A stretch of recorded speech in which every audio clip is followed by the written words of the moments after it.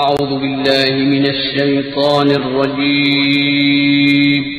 پناہ مانگتا ہوں میں اللہ کی شیطان مردود سے۔ بسم اللہ الرحمن الرحیم شروع اللہ کا نام لے کر جو بڑا مہربان نہایت رحم والا ہے۔ إن يدعون من دونه إلا إناثا وإن يدعون إلا شيطانا مريدا لعنه الله وقال لأتخذن من عبادك نصيبا مفروضا ولأضلنهم ولأمنينهم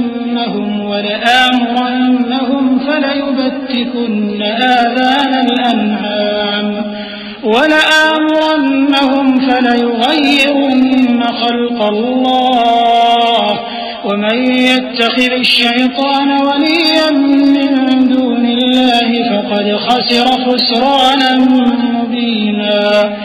يعدهم ويمنيهم وما يعدهم الشيطان إلا غرورا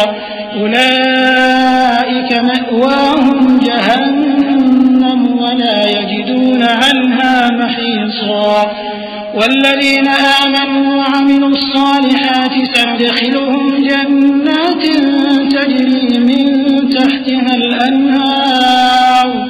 خالدين فيها أبدا وعد الله حقا ومن أصدق من الله قيلا۔ یہ لوگ اللہ کے سوا جو پرستش کرتے ہیں تو کچھ دیویوں کی اور پکارتے بھی ہیں تو شیطان سرکشی کو جس پر اللہ نے لعنت کی ہے، اور وہ اللہ سے کہنے لگا میں تیرے بندوں سے غیر اللہ کی نیاز دلوا کر مال کا ایک مقرر حصہ لے لیا کروں گا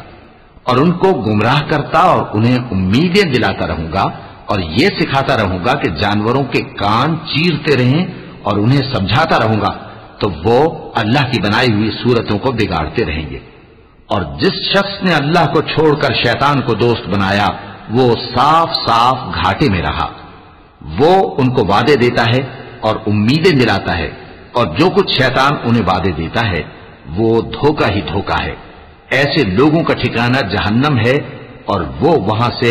کوئی راہ فرار نہیں پا سکیں گے۔ اور جو لوگ ایمان لائے اور نیک کام کرتے رہے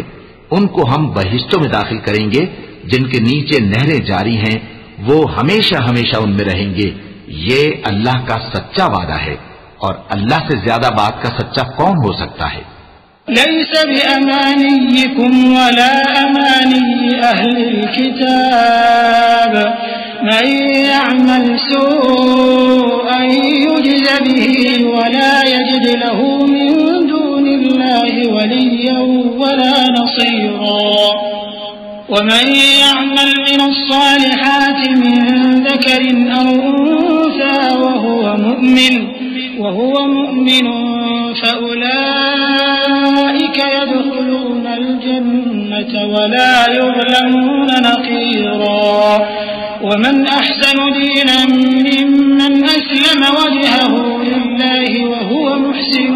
واتبع ملة إبراهيم حنيفا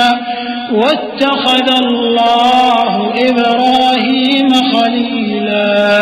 ولله ما في السماوات وما في الأرض وكان الله بكل شيء محيطا۔ مسلمانوں، نجات نہ تو تمہاری آرزوؤں پر ہے اور نہ اہل کتاب کی آرزوؤں پر۔ جو شخص برائی کرے گا اسے اسی طرح کا بدلہ دیا جائے گا، اور وہ اللہ کے سوا نہ کسی کو حمایتی پائے گا اور نہ مددگار۔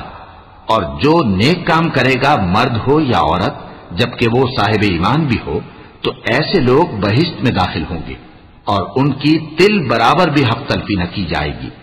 اور اس شخص سے اچھا کس کا دین ہو سکتا ہے جس نے اللہ کے آگے سر جھکا دیا اور وہ نیکوکار بھی ہے، اور ابراہیم کے دین کا پیرو ہے جو یکسو یعنی ایک اللہ کے ہو رہے تھے، اور اللہ نے ابراہیم کو اپنا دوست بنایا تھا۔ اور آسمان اور زمین میں جو کچھ ہے سب اللہ ہی کا ہے، اور اللہ ہر چیز کا احاطہ کیے ہوئے ہے۔ وَيَسْتَفْتُونَكَ فِي النِّسَاءِ قُلِ اللَّهُ يُفْتِيكُمْ فِيهِنَّ وَمَا يُتْلَى عَلَيْكُمْ في الكتاب في يتامى النساء اللاتي لا تؤتونهن ما كتب لهن وترغبون أن تنكحوهن والمستضعفين من الولدان وأن تقوموا لليتامى بالقسط وما تفعلوا من خير فإن الله كان به عليما وإن امرأة خافت من بعدها نشوزا أو إعراضا فلا جناح عليهما أن يصلحا بينهما صلحا والصلح خير وأحضرت الأنفس الشح وإن تحسنوا وتتقوا فإن الله كان بما تعملون خبيرا ولن تستطيعوا أن تعدلوا بين النساء ولو حرصتم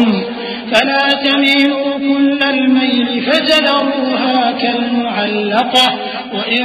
تصلحوا وتتقوا فإن الله كان غفورا رحيما. اے پیغمبر، لوگ تم سے یتیم عورتوں کے بارے میں فتویٰ طلب کرتے ہیں، کہہ دو کہ اللہ تم کو ان کے ساتھ نکاح کرنے کے معاملے میں اجازت دیتا ہے،